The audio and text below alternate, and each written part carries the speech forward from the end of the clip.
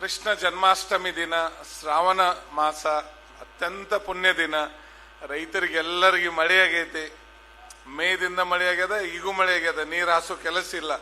ಮನಸ್ಸು ತುಂಬಿ ಆನಂದ ದಿನ ಮಾಡುವಂತ ದಿನದೊಳಗ ನಾವು ಹಿಪ್ಪರಿಗೆ ಒಳಗ ಕೃಷ್ಣಾರ್ತಿಯನ್ನ, ಉತ್ತರ ಕರ್ನಾಟಕದ ಉತ್ಸವವನ್ನ, ನಮ್ಮ ತಾಯಿಯ ಉತ್ಸವವನ್ನ, ನಮ್ಮೆಲ್ಲರ ಅಣ್ಣ ಮುರುಗೇಶನ್ನ ನಿರಾಣಿಯವರ ಹುಟ್ಟುಹಬ್ಬವನ್ನ ಬಹಳಷ್ಟು ಪ್ರೀತಿಪೂರ್ವಕವಾಗಿ ಇವತ್ತು ಆಚರಣೆಯನ್ನ ಮಾಡ್ತಾ ಇದ್ದಾರೆ. ಕೃಷ್ಣ ಪುಣ್ಯ ಸ್ನಾನಕ್ಕೆ ಈಗಾಗಲೇ ಸಾಕ್ಷೀಕರಿಸಿದ್ದೀರಿ. ಇನ್ನೇನು ಕೆಲವೇ ನಿಮಿಷಗಳಲ್ಲಿ, ಗಂಟೆಗಳಲ್ಲಿ ಕೃಷ್ಣಾರ್ತಿ ವೈಭವ ಕೃಷ್ಣ ತಟದಲ್ಲಿ ನಡೀತಾ ಇದೆ. ಇದೆಲ್ಲ ನಮ್ಮೆಲ್ಲ ಕೃಷ್ಣಾ ನದಿ 8 ಜಿಲ್ಲೆಯ ಮಕ್ಕಳ ಕನಸು. ಅವ್ರು ಬಂದಿಲ್ಲ, ದೂರ ಕೂತು ಆನ್ಲೈನ್ ನೋಡಕತ್ತಾರ. ಆನ್ಲೈನ್ ಲಕ್ಷಾಂತರ ಜನ ಇವತ್ತು ವೀಕ್ಷಣೆಯನ್ನ ಮಾಡತ್ತಾರ. ಅವರೆಲ್ಲರ ಕನಸು ಇನ್ನೇನು ಕೆಲವೇ ಗಂಟೆಗಳಲ್ಲಿ ಸಾಕ್ಷೀಕರಿಸಲಿದೆ. ಅಂತ ಒಂದು ಶುಭ ಮುಹೂರ್ತದಲ್ಲಿ ನಾವೆಲ್ಲರೂ ಸೇರಿದ್ದೀವಿ. ವೇದಿಕೆ ತುಂಬ ನಮ್ಮ ನಾಡಿನ ಸಂತ ಮಹಾಂತರು ಸೇರಿದ್ದಾರೆ, ನಮ್ಮ ರೈತರು ಸೇರಿದ್ದೀರಿ. ಅಂತ ಶುಭ ಮುಹೂರ್ತದಲ್ಲಿ ಬಸವಾದಿ ಶಿವಶರಣರನ್ನ, ವಚನ ಸಾಹಿತ್ಯವನ್ನ, ಭಕ್ತಿಯನ್ನ ಈ ಕೃಷ್ಣೆಯ ಮಡಿಲಿಗೆ ತುಂಬಿದಂತ ಎಲ್ಲ ಶಿವಶರಣನ ನನ್ನ ಹೃದಯ ಮಂದಿರದಲ್ಲಿ ನಾನು ಸ್ಮರಣೆಯನ್ನ ಮಾಡ್ತಾ, ಈ ನಾಡಿಗೆ ಭಕ್ತಿ ಪರಂಪರೆಯನ್ನ ಕೊಟ್ಟು, ಈ ನಾಡಿನ ಜನರ ಭಕ್ತಿ ಮತ್ತು ಶಕ್ತಿಯನ್ನ ತುಂಬಿರ್ತಕ್ಕಂಥ ಇಂಚಗೇರಿ ಸಂಪ್ರದಾಯದ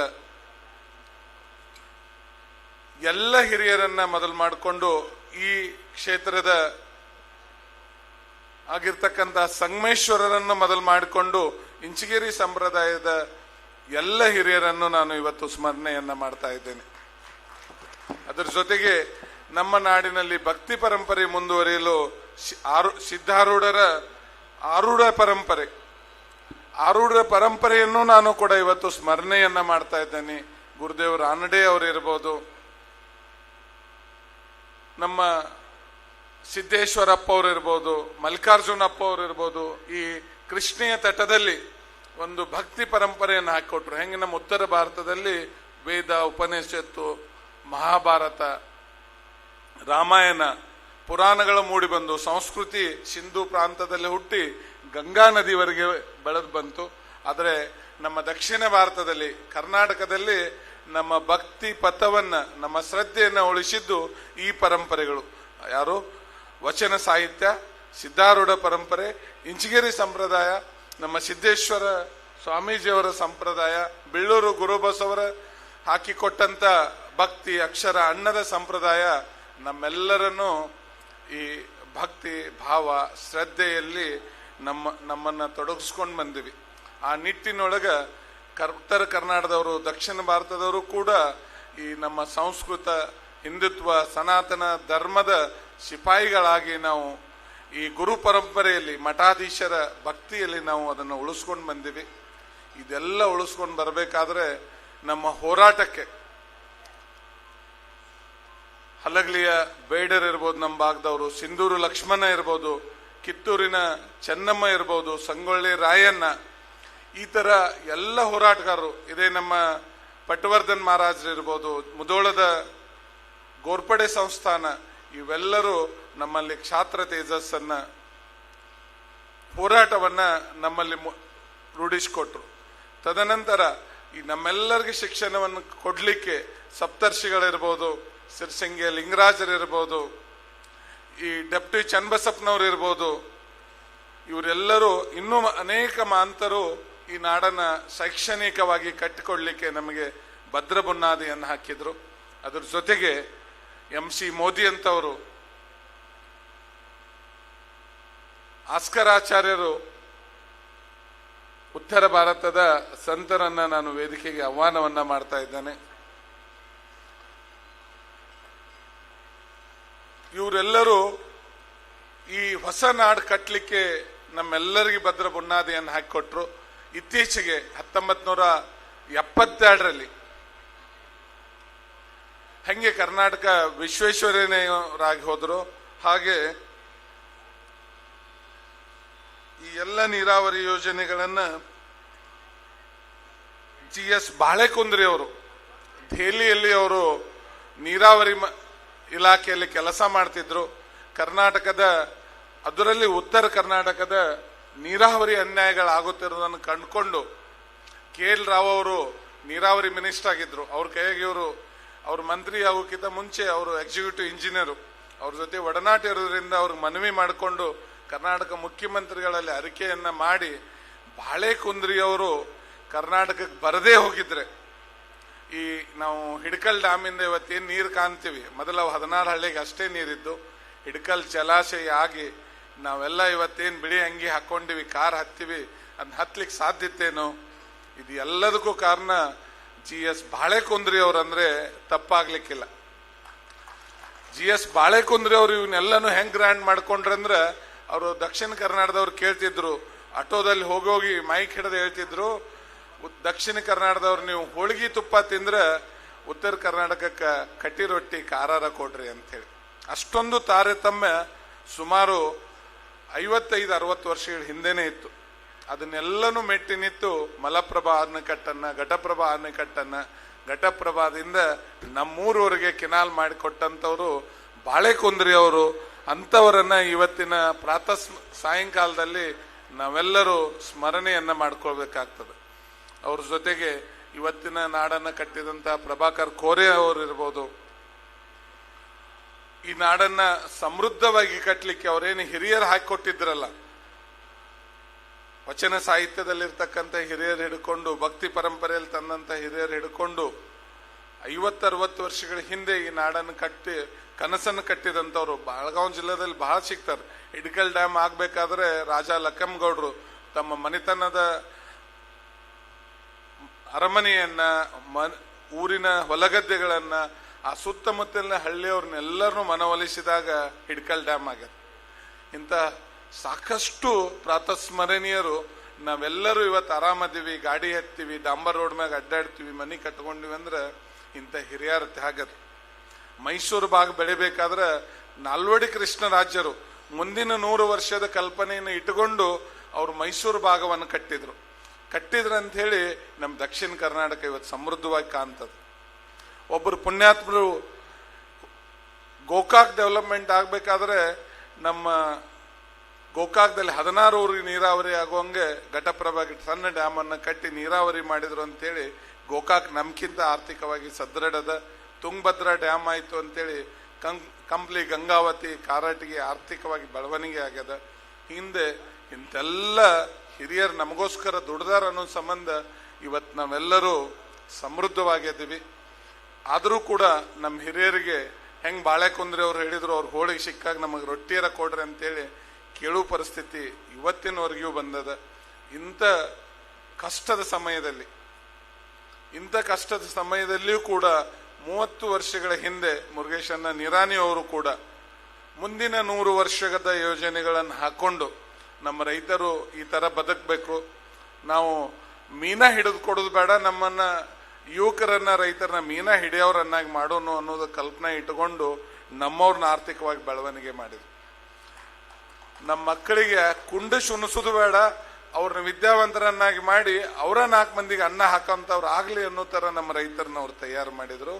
ಈ ಕಲ್ಪನೆ ಇಟ್ಟುಕೊಂಡು 25 ವರ್ಷಗಳ ಹಿಂದೆ ಕಾರ್ಖಾನೆ ಪ್ರಾರಂಭ ಮಾಡಿದ್ರು. ಅಂದ್ರೆ 30 ವರ್ಷದಿಂದ ಅವರು ಪ್ಲಾನ್ ಮಾಡಿದ್ರು. 27 ವರ್ಷಗಳ ಹಿಂದೆ ಆ ಕನಸಿನ 500 ಟನ್ ಫ್ಯಾಕ್ಟ್ರಿ ಕಟ್ಟಿದ್ರು. ಆ ಫ್ಯಾಕ್ಟ್ರಿ ಕಟ್ಟಿದ್ರ ಪ್ರಯುಕ್ತವಾಗಿ ಇವತ್ತು ನಾವೆಲ್ಲರೂ ಏನದೀವ್ರಿ, 6 ತಿಂಗಳು 8 ತಿಂಗಳು ಹೋಗೋ ಕಬ್ಬ ಎಷ್ಟು ತಿಂಗಳಾಗ್ರಿ 4 ತಿಂಗಳಾಗ ಹೋಗುವಂಗಾಗ್ಯದ. ರೈತರಿಗೊಂದು ಗೌರವ ಸಿಗುವಂಗಾಗ್ಯದ. ರೈತರಿಗೆ ಗೌರವ ಸಿಕ್ಕು, ನಮ್ ಗಾಡಿ ಗೌರವ ಸಿಕ್ಕು. ರೈತರನ್ನ ಫ್ಯಾಕ್ಟ್ರಿ ಆಫೀಸರ್ ಹುಡುಕೋತ ಬರ್ತಾರೆ. ಯಾರಿಂದ ಹುಡುಕೋತ ಬರ್ತಾರ್ರಿ? ಮುರುಗೇಶ್ ಅಣ್ಣನಿಂದ ಹುಡುಕೋತ ಬರ್ತಾರ. ಅವ್ರ ಅವಿರತ ಪರಿಶ್ರಮನೇ ನಮ್ಮೆಲ್ಲ ನಾಡಿನ ರೈತರಿಗೆ ಒಂದು ಸುಧಾರಣೆ ಆಗ್ಲಿಕ್ಕೆ ಕಾರಣದ. ಮುಂದಿನ 75 ವರ್ಷಗಳ ಕನಸದ ಅವ್ರದ್ದು. ಏನೇನ್ ಆಗ್ಬೇಕು ನಮ್ಮ ರಾಜ್ಯ, ಏನೇನ್ ಆಗ್ಬೇಕು ನಮ್ಮ ಜಿಲ್ಲೆ ಅನ್ನೋದನ್ನ ಕನಸನ್ನು ಹೊತ್ತುಕೊಂಡು ನಮ್ಮ ಉತ್ತರ ಕರ್ನಾಟಕಕ್ಕೆ ಬಹಳಷ್ಟು ಅನ್ಯಾಯ ಆಗ್ಯದ. ನಿಮ್ಗೆ ಗೊತ್ತದ, ಉದಾಹರಣೆ ಕೊಟ್ಟು ಹೋದ್ರೆ 100 ಅದಾವ. ನಮ್ದು ಕೊಯ್ನಾ ಡ್ಯಾಮಿಂದನೇ ನೀರು ಬರಬೇಕಾಗಿತ್ತು, ಅವಾಗ ನಾವು ಕಳ್ಕೊಂಡಿವಿ. 65 ವರ್ಷದಿಂದನೇ ನಮ್ಮ ಊರೆಲ್ಲ ನೀರಾವರಿ ಆಗ್ಬೇಕಾಗಿತ್ತು. ಅತನಿ ಮಡ್ಡಿಗೆತ್ತು ಆಗ ನೀರು ಸಿಕ್ಕಿದ್ದು ಅಂದ್ರೆ ನಾವು ಮೈಸೂರು ಪುನಾದವ್ರಂಗಿರ್ತಿದ್ವಿ. ಅದನ್ನೆಲ್ಲ ಕಳ್ಕೊಂಡಿವಿ. ಕಳೆದ 25 ವರ್ಷಗಳಿಂದ 130 TMC ನೀರನ್ನು ಕಳ್ಕೊಂಡಿವಿ. ಸರ್ಕಾರ ಏನೇನೋ ನೆಪ ಹೇಳಿ ನಮ್ಮ ಮುಂದೆ ಹಾಕಕತ್ತಾರ. ಅವೆಲ್ಲನೂ ತೊರೆದು ಶೀಘ್ರಗತಿಯಲ್ಲಿ ನಮ್ಮ ಯೋಜನೆಗಳು ಆಗಬೇಕು. ಈ ಉತ್ತರ ಕರ್ನಾಟಕಕ್ಕೆ 12 ತಿಂಗಳು ನೀರು ಸಿಗಬೇಕು. 12 ತಿಂಗಳು ನೀರು ಸಿಕ್ಕು ನಮ್ಮ ರೈತರ ಹೊಲ ಯಾವಾಗಲೂ ಹಸಿರಿನಿಂದ ಕೂಡಿರಬೇಕು. ಅವಾಗ ಮಾತ್ರ ನಮ್ಮ ರೈತನ ಮುಖದಲ್ಲಿ ನಗು ಬರ್ತದ, ಆರ್ಥಿಕವಾಗಿ ಅವ್ರು ಸದೃಢ ಆಗ್ತಾರ. ಅದೇ ಮುರುಗೇಶನ ನಿರಾಣಿಯವರ ಕನಸು. ಈ ತರ ಅನ್ಯಾಯ ಆಗೈತೆ ಅಂತ ನಾವು ಹೆಂಗ್ ಹೇಳ್ತೀರಿ ಅಂತ ಕೇಳಿದ್ರ, ನಮ್ಮ ಹಿಪ್ಪರಿಗಿ ಬ್ಯಾರೇಜ್ ಮೇಲೆ 40 ವರ್ಷದಿಂದ ಆ ಸರ್ವಿಸ್ ರೋಡ್ ಮೇಲೆ ನಾವು ಅಡ್ಡಾಡ್ತೀವಿ. ಡ್ಯಾಮ್ ರಿಪೇರಿ ಮಾಡಕ್ ಮಾಡಿದ ರೋಡ್ ರೀ, ಗೇಟ್ ಹಾಕಾಕ ತೆಗ್ಯಾಕ ರಿಪೇರಿ ಮಾಡಕ್ ಮಾಡಿದಂತ ಸರ್ವಿಸ್ ರೋಡ್ ಮೇಲೆ ನಮ್ಮ ಶಾಲಾ ಮಕ್ಕಳ ಬಸ್ಗಳು ತುಂಬಿದ ಕಬ್ಬಿನ ಟ್ರಾಕ್ಟರ್ ಆಯ್ತವ. ಮೊನ್ನೆ ಶಿಕಂದೂರು ಬ್ಯಾರೇಜ್ ಆಯ್ತು, 350 ಕೋಟಿ ಖರ್ಚು ಮಾಡಿ ನಡುಗಡ್ಡೆಯಲ್ಲಿ, ನಮ್ಮ ಗೋಶಿರಪ್ಪನ ಗಡ್ಡೆ ನಡುಗಡ್ಡೆ ಅದರಲ್ಲ, ಈ ತರ ನಡುಗಡ್ಡೆಗೆ 10 ಹಳ್ಳಿ ಹೋಗಾಕ 350 ಕೋಟಿ ಖರ್ಚು ಮಾಡಿ ದೊಡ್ಡ ಬ್ಯಾರೇಜ್, ತೂಗು ಬ್ಯಾರೇಜ್ ಅನ್ನು ಮಾಡಿದ್ರು. ಅರ್ಧ ಕಿಲೋಮೀಟರ್ ಬ್ಯಾರೇಜು ನಮ್ದು 35 ವರ್ಷಗಳಿಂದ ಆಗೋಲ್ದಾಗ್ಯದ. 10 ವರ್ಷದಿಂದ ಭೂಮಿ ಪೂಜೆ ಮಾಡ್ಯಾರ, ಕೌಲಂ ಹಂಗ ನಿತ್ತವ. ನಮ್ಮ ಪರಮ ಮಹಾರಾಜರು ಇನ್ನ ಎಲ್ಲಿ ಮಠ ಇದು ಅನ್ಯಾಯ ಅನ್ನೋದನ್ನ ನೋವಿನಿಂದ ನಮ್ಮನ್ನ ಕೇಳ್ತಿರ್ತಾರೆ. ಇಂಥವೆಲ್ಲ ಅನ್ಯಾಯಗಳು ತೊಳೆದು ಹೋಗ್ಬೇಕಂದ್ರೆ ನಮ್ಮ ಹಿರೇಪಡಿಸಲಿಗೆ ಹಿರಿಯರನ್ನ ಕೇಳಿದ್ರೆ ಗೊತ್ತಾಗ್ತದೆ. ಎಲ್ಲಾರ್ಕಿಂತ ಹೆಚ್ಚಿಗೆ ಹಿರೇಪಡಿಸಲಿಗೆ ಟಕ್ಕೋಡಕ ಯಾವಾಗೂ ನಮ್ಮೆಲ್ಲರಿಗೆ ರೈತರ ರೊಕ್ಕ ಬಂದವ, ಅವ್ರಿಗೆ ಬಂದಿಲ್ಲ. ಅವ್ರು ನೋವು ಕೇಳ್ಬೇಕು. ಅವ್ರು ಬೆಂಗಳೂರು, ದಿಲ್ಲಿ ಎಲ್ಲ ಕಡೆ ಅಡ್ಡಾಡಿ ಬಂದಾರ, ರೋಡ್ ಬಂದ್ ಮಾಡ್ಯಾರ. ನಾವು ಒಗ್ಗಟ್ಟಿಲ್ರಿ, ನಮ್ಮ ರೈತರು ಕರೆದ್ರ ನೀರು ಹಾಸೋದೈತಿ, ಹಾಲು ಹಿಂಡೋದೈತಿ ಅಂತೇಳಿ ಬಸ್ ಸ್ಟ್ಯಾಂಡ್ನಾಗ ನಿಂದಿರ್ತಾರೆ, ನಮ್ಮ ಬೆನ್ನ ಹತ್ತುದಿಲ್ಲ ಅಂತ ಹೇಳಿದ್ರು. ಅವ್ರ ನೋವಿನ ಮಾತು ಕೇಳಿ ನಮ್ಮವ್ರು ಆಗ್ಬೇಕಾದ್ರೆ ಯಾವಾಗ ಅಕ್ಕಾರಂದ್ರ ಅರವಿಂದ್ ಜಿ ದೇಶಪಾಂಡೆ ಅವರನ್ನ ತಮ್ಮೆಲ್ಲರ ಚಪ್ಪಾಳೆಗಳ ಮಧ್ಯೆ ಅವರನ್ನ ಈ ವೇದಿಕೆವಾಗಿ ಹೃತ್ಪೂರ್ವಕವಾಗಿ ಭಕ್ತಿಪೂರ್ವಕವಾಗಿ ಸ್ವಾಗತವನ್ನ ಮಾಡ್ತೇನೆ. ಹಿರೇಪಡಿಸಲಿಗೆ ಅವರ ನೋವು ಉಳಿದ ಆ ಹಳ್ಳಿಗಳಿಗೆ ಬರಬಾರ್ದು ಅಂತಂದ್ರೆ ನಾವೆಲ್ಲರೂ ಒಗ್ಗಟ್ಟಾಗಬೇಕು. ಕೃಷ್ಣೀಯ ನಾಡಿನ ಮಕ್ಕಳು ನಾವು ಸಾಂಸ್ಕೃತಿಕವಾಗಿ ಕೃಷ್ಣ ತಾಯಿಯನ್ನ, ಕೃಷ್ಣ ಮೈಯನ್ನ ಗೌರವಿಸಬೇಕು, ಆರಾಧಿಸಬೇಕು. ಸಾಂಸ್ಕೃತಿಕವಾಗಿ ನಮ್ಮ ಸಾಹಿತಿಗಳು ಕೃಷ್ಣಾ ನದಿ ಬಗ್ಗೆ ಬರಿಬೇಕು. ಕೇಳ್ಬೋದು ನೀವೆಲ್ಲ, ನಾವೆಂಗ್ ಬರೀನ್ರಿ, ನಾವು ಕಲ್ತಿಲ್ಲ, ಮೈಸೂರು ಅವ್ರ ಗತೆ ನಮ್ಮಲ್ಲಿ ಶಾನ್ಯಾರ ಇಲ್ಲ ಅಂತಂದ್ರ ನೀವು ಜಾನಪದ ಕಲೆ ಒಳಗೆ ಬರೀರಿ, ಭಜನಾ ಪದದಲ್ಲಿ ಹಾಡ್ರಿ, ನಿಮ್ಮ ಡೊಳ್ಳಿನ ಪದದೊಳಗೆ ಹಾಡ್ರಿ. ನಮ್ಮ ಬಿದಿರಿಯ ಕುಮಾರಸ್ವಾಮಿಗಳು ಕೃಷ್ಣಾ ನದಿ ಹಿರಿವಳೆಯದ, ಈ ಶ್ರಾವಣ ಮಾಸದಾಗ ನೀವು ಸ್ನಾನ ಮಾಡಂದಾಗ ಎಲ್ಲಾ ನದಿ ದಂಡೆದವ್ರು ಬಂದು ಈ ಶ್ರಾವಣ ಮಾಸದಾಗ ಸ್ನಾನ ಮಾಡಿ ಹೋಗ್ತೀವಿ, ಪುಣ್ಯ ಸ್ನಾನ ಮಾಡಿ ಹೋಗ್ತೀವಿ. ಭಕ್ತಿ ತೋರಿಸೋದು ಗೊತ್ತೈತಿ, ನಾವು ಅದನ್ನ ಹೇಳ್ಕೋದು ಗೊತ್ತಿಲ್ಲ ಆಗ್ಯದ. ಹೇಳುವ, ಬರೆಯುವ, ನೃತ್ಯ ರೂಪಗಳನ್ನ ಮಾಡುವ, ಈ ತರ ಧಾರ್ಮಿಕವಾಗಿ ಒಂದಾಗುವ, ರಕ್ಷಿಸುವ, ಪೂಜಿಸುವ ಕೆಲಸ ಇವತ್ತಿನಿಂದ ಪ್ರಾರಂಭವಾಗಬೇಕಾಗಿದೆ. ಅದಕ್ಕೆಲ್ಲ ನೀವು ಕೂಡಿದಂತ ಜನನೇ ಸಾಕ್ಷಿ ಅಂತ ಹೇಳಲಿಕ್ಕೆ ನಾನು ಇಚ್ಛೆ ಪಡ್ತೀನಿ. ನಮ್ಗೆ ಕೃಷ್ಣಾ ನದಿ ಅಂದ್ರೆ ಏನಂದ್ರೆ ಹೊಳದಂಡಿಗೆ ಮೋಟ್ರ್ ಕುಂಡಿಸಿ 10 HP 15 HP ಮೋಟ್ರ್ ಕುಂಡಿಸಿ ನೀರು ಒಯ್ದು ಕಟ್ಟ ನಮಗೆ ಕೃಷ್ಣಾ ನದಿ ಗೊತ್ತದ, ಹೌದಿಲ್ರಿ ಸಂಗಪ್ಪನ್? ಹೊಳಿ ಅಂದ್ರೆ ಏನು, ಮೋಟ್ರ್ ಕುಂಡಿಸಿ ನೀರು ಒಯ್ದು, ಬ್ಯಾಸಿಗೆಯಾಗ ನೀರು ಖಾಲಿ ಆದ್ರೆ ಹೊಳಿ ಖಾಲಿ ಆಗೈತ್ರಿ, ಮ್ಯಾಗಿಂದ ನೀರು ಬಿಡ್ರಿ ಅನ್ನೋದು. ಇವ್ಯಾಡ್ ಬಿಟ್ರೆ ನಾವು ನದಿ ಬಗ್ಗೆ ಗೌರವ ಕೊಡುದಿಲ್ಲ. ನಮ್ಮ ಚೌಗ್ಲಾ ಸಾಹೇಬ್ರಂತವ್ರಟ್ಟ ಗೊತ್ತಿದ್ದವ್ರು ಬಾಗಿನ ಅರ್ಪಿಸಿ ಏನೇ ಚಲೋ ಕೆಲಸ ಮಾಡ್ಬೇಕಾದ್ರೆ ನದಿ ದಂಡಿ ಮೇಲೆ ಸಂಕಲ್ಪ ಮಾಡ್ಕೊಂಡು ಮಾಡ್ತಾರ, ಯಶಸ್ವಿ ಪ್ರತಿ ಕೆಲಸದಲ್ಲಿ ಆಗ್ತಾರ ಅಂತ ಕೆಲವೊಬ್ರು ಅಷ್ಟೇನೆ. ಹೋದ್ಸಲ ಮುರುಗೇಶ್ ಅನ್ನೋರು ಸಂಕಲ್ಪ ಮಾಡಿ ಕೃಷ್ಣ ಆರತಿ ಮಾಡಿದ ಒಂದೇ ವಾರದಾಗ ಉತ್ತರ ಭಾರತ ದಕ್ಷಿಣ ಭಾರತ ಒಂದಾಗುವಂಗ ಕೃಷ್ಣಾ ತಟದ ನಮ್ಮ ಕಾರ್ಖಾನೆ ಎಲ್ಲಿಗೆ ಬಂತ್ರಿ, ಗಂಗಾ ನದಿ ತಟದವರೆಗೆ ಬೆಳೀತು. ಅದು ಕೃಷ್ಣಾ ದೇವಿಯ ಶಕ್ತಿ ಅನ್ನೋದನ್ನ ಈ ಸಂದರ್ಭದಲ್ಲಿ ನಾನು ಹೇಳಲಿಕ್ಕೆ ಇಚ್ಛೆ ಪಡ್ತೀನಿ. ಧಾರ್ಮಿಕವಾಗಿ ಬಹಳಷ್ಟು ಉದಾಹರಣೆಗಳನ್ನು ಹೇಳ್ಬೋದು, ಸಮಯ ಕಡಿಮೆ ಅದ, ಮಾತಾಡೋರು ಬಹಳ ಮಂದಿ ಅದಾರ. ಧಾರ್ಮಿಕವಾಗಿ ಕೃಷ್ಣೆಯ ಮಹಾತ್ಮೆ, ಕೃಷ್ಣೆಯ ಪಾವಿತ್ರತೆ ಬಹಳ ದೊಡ್ಡ ಪ್ರಮಾಣದಲ್ಲಿ ಅದ. ಮತ್ತೊಂದ್ಸಲ ಅದ್ರ ಬಗ್ಗೆ ನಾವು ಮಾತಾಡೋಣ. ಕೃಷ್ಣೆಯ ನೀರು ಭಾಳ ಅದ. ಏನಾಗೈತೆ ಅಂದ್ರೆ ನಮ್ಮ ಸರ್ಕಾರದವ್ರಿಗೆ ನದಿ ನೀರು ಭಾಳ ಆಗೈತ್ರಿ, 130 TMC ಉಳಿಸ್ಬೇಕಂದ್ರೆ ನಮಗೆ 80,000 ಖರ್ಚು ಬರ್ತದ. ಅಟ್ ಖರ್ಚು ಮಾಡೋದು ನಮಗೆ ಆಗೋದಿಲ್ಲ, ನಮ್ಮ ಅಧಿಕಾರಿಗಳ ತಪ್ಪು ಮಾಡ್ಯಾರ, ಮೊದಲೇ ಮಾಡ್ಬೇಕಾಗಿತ್ತು. ಇದ್ರ ಅರ್ಥ ಏನಂದ್ರೆ ನಮ್ಮ ಮನ್ಯಾಗ ಆಕಳು ಭಾಳ ಹಿಂಡ್ತದ, ನಮ್ಗೆ ಹಿಂಡ್ಕೋಕ್ ಆಗೋದಿಲ್ಲ, ಹಾಲು ಉಪಯೋಗ ಮಾಡಕ್ ಆಗೋದಿಲ್ಲ ಅನ್ನಂಗ ಆಗ್ತೈತಿ.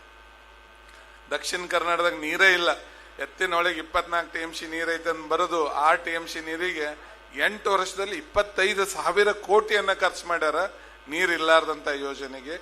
ನೀರಿದ್ದು ಬಚಾವತ್ ಆಯೋಗದಲ್ಲಿ ಉಪಯೋಗ ಮಾಡ್ಕೋರಿ ಅಂತ ಹೇಳಿದಂತ ಯೋಜನೆಗೆ ಈ 8 ವರ್ಷದಾಗ 25,000 ಕೊಟ್ಟಿಲ್ಲ. 130 TMC ನೀರಿಗೆ. ಈ ತರ ಅನ್ಯಾಯ ಆಗ್ತದ. ಎಷ್ಟು ದಿನ ಈ ಅನ್ಯಾಯ ಆಗೋದು? ಈ ಅನ್ಯಾಯದ ವಿರುದ್ಧ ನೀವು ನಾವೆಲ್ಲರೂ ಒಂದಾಗಬೇಕಾಗ್ಯದ, ಗಟ್ಟಿ ಆಗ್ಬೇಕಾಗ್ಯದ. ನಮಗ ಚೆನ್ನಮ್ಮನಂಗ ಕ್ಷಾತ್ರ ತೇಜಸ್ಸು ಗೊತ್ತದ, ಸಿದ್ದೇಶ್ವರ ಸ್ವಾಮೀಜಿ ಅವ್ರಂಗೆ ಸಹನೇನೂ ಗೊತ್ತದ, ರಾಯಣ್ಣನಂಗೆ ಹೋರಾಟನೂ ಗೊತ್ತದ, ಲಕ್ಷ್ಮಣನಂಗೆ ಕ್ರಾಂತಿನೂ ಗೊತ್ತದ. ಎಲ್ಲನೂ ಗೊತ್ತಿದ್ದಂಥವ್ರು ಉತ್ತರ ಕರ್ನಾಟಕದ ಜನತೆ ನಾವು ನಮ್ಮ ಸಹನೆಯನ್ನು ನೋಡದೆ ನಮ್ಮ ರೈತರಿಗೆ 12 ತಿಂಗಳು ನೀರು ಸಿಗಬೇಕು, 130 TMC ನೀರು ಯೂಸ್ ಆಗಿ ನಮ್ಮ ರೈತರ ಹೊಲಗಳು ಕಂಗೊಳಿಸಬೇಕು ಅನ್ನೋ ಆಶೆ ಇಟ್ಕೊಂಡು ನಾವು ಕೃಷ್ಣಾರ್ತಿಯನ್ನ ಮಾಡ್ತಾ ಇದ್ದೀವಿ. ತಾವೆಲ್ಲರೂ ಆ ಮಹಾಮಯಿ ಕೃಷ್ಣ ಮಾತೆಗೆ ಸಂಕಲ್ಪ ಮಾಡಿ ನಮಸ್ಕಾರ ಮಾಡಿ ನಮ್ಮ ರೈತರ ಹೊಲಗಳಿಗೆ ನೀರು ದಕ್ಕುವಾಗಿ ಮಾಡ್ರಿ ಅಂತೇಳಿ ಪ್ರಾರ್ಥನೆಯನ್ನು ಮಾಡಿಕೊಂಡು ಆರತಿಯನ್ನು ಮಾಡೋಣ. ಅದನ್ನು ಹೊರತಾಗಿ ಕೃಷ್ಣೆ ಕಾಮಧೇನು ಕಲ್ಪವೃಕ್ಷದ ತರುವಾಯ, ತೀರ್ಥ ರೂಪ ಹೆಂಗಂತಂದ್ರೆ ಅದರ ತರುವಾಯ ಬೇಡಿದ್ದೆಲ್ಲವನ್ನು ಕೊಡುವ, ಸಂಕಲ್ಪಿಸಿದನ್ನು ಕರುಣಿಸುವ ಮಹಾ ತಾಯಿ ಕೃಷ್ಣಾದೇವಿ ಇದ್ದಾಳ.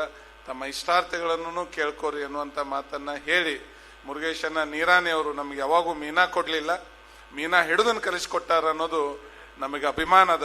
ಹೆಂಗ್ ಬಾಳೆ ಕುಂದ್ರಿ ಅವರು, ಸಿರ್ಸಂಗಿ ಲಿಂಗರಾಜರು, ನಮ್ಮ ಏನ್ ಹಿಂದಿನ ಹಿರಿಯರುಗಳು ಇತ್ತೋದಕ್ಕೆ ಹೆಸರು ನೆಮ್ಮ ಮಾಡ್ಕೋತ ಬಂದಿವಿ. ಉತ್ತರ ಕರ್ನಾಟಕಕ್ಕೆ ದುಡಿದು ಈ ಉತ್ತರ ಕರ್ನಾಟಕವನ್ನ ದಕ್ಷಿಣ ಭಾರತವನ್ನ ಈ ಮುಂದಿನ ಪೀಳಿಗೆಗೆ ಭದ್ರ ಬುನಾದಿ ಹೆಂಗ್ ಕಟ್ಟಿಕೊಟ್ಟು ಹೋಗ್ಯಾರ, ಆ ಕಟ್ಟಿ ಕೊಡುವ ಕನಸನ್ನ ಅವರು ಹೊತ್ತುಕೊಂಡು ನಿಮ್ಮ ಮುಂದೆ 25 ವರ್ಷ ಕೆಲಸ ಮಾಡ್ಯಾರ. ಅವ್ರ ಯೋಜನೆ ಇನ್ನೂ 100 ವರ್ಷಗಳ ಕಾಲ ಕೆಲಸ ಆಗ್ಬೇಕಾಗ್ಯದ. ಆ ನಿಟ್ಟಿನೊಳಗ ತಮ್ಮೆಲ್ಲರ ಆಶೀರ್ವಾದ ಹಾರೈಕೆ ಅವ್ರ ಮೇಲೆ ಇರಲಿ ಈ ಅಂತ ಕೇಳ್ತಾ, ಈ ಕೃಷ್ಣ ಆರತಿ, ಕೃಷ್ಣ ಪುಣ್ಯ ಸ್ನಾನ, ಕೃಷ್ಣೆಯ ಕುಂಭಮೇಳ, ನಮ್ಮ ತಾಯಿಯನ್ನ ನಾವು ಪ್ರತಿ ವರ್ಷನೂ ಆರಾಧಿಸೋಣ. ನಿಮ್ಮೆಲ್ಲರ ಇಚ್ಛೆಯಂತೆ ವರ್ಷ ಈ ಕಾರ್ಯಕ್ರಮ ನಡೀಲಿ. ಅದಕ್ಕೋಸ್ಕರ ಈ ಸಂಘಟನೆಗೆ ದುಡಿದಿರ್ತಕ್ಕಂಥ ಹಿಪ್ಪರಿಗೆ ಗ್ರಾಮ ಮತ್ತು ಕೃಷ್ಣಾ ನದಿ ತಟದ ಎಲ್ಲ ರೈತ ಬಂಧುಗಳಿಗೆ, ಈ ಸಂಘಟಕರಿಗೆ, ವೇದಿಕೆ ಮೇಲೆ ಇರುವವರ ಪರವಾಗಿ, ತಮ್ಮೆಲ್ಲರ ಪರವಾಗಿ ಮಗದೊಮ್ಮೆ ಅಭಿನಂದನೆಗಳನ್ನು ಸಲ್ಲಿಸಿ ತಮ್ಮೆಲ್ಲರಿಗೂ ಶರಣಾರ್ಥಿಗಳನ್ನು ಹೇಳಿ ನನ್ನ 2 ಮಾತು ಮುಗಿಸ್ತೇನೆ. ಎಲ್ಲರಿಗೂ ನಮಸ್ಕಾರ.